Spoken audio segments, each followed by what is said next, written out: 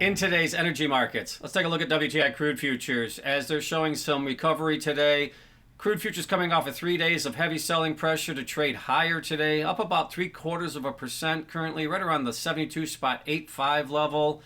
As the markets are adjusting here after realizing some pretty heavy selling pressure last week, over the weekend, there's a couple things I think influencing the markets. One of them being the geopolitical tensions continuing to escalate in the Middle East, and that's, I think, causing a little bit of concern as to supply moving forward as those tensions have appear to have ratcheted up here the last couple of days.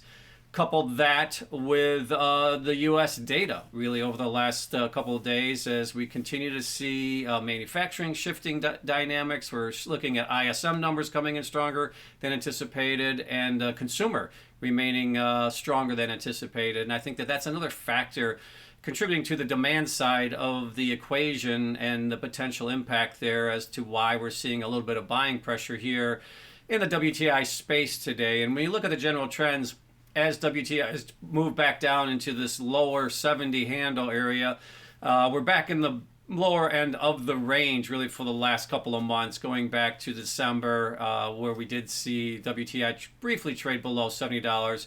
And then just a couple weeks ago, trade up to almost $80. Now we're seeing price action moving back into this range that's really been established, as I pointed out, really from the December through 2024 in that 70 to 75 level. And also when you look at other price action today in the other major energy markets, looking at nat gas up slightly today, still holding near the low end of the range for the last year, but it did find a little bit of buying pressure today.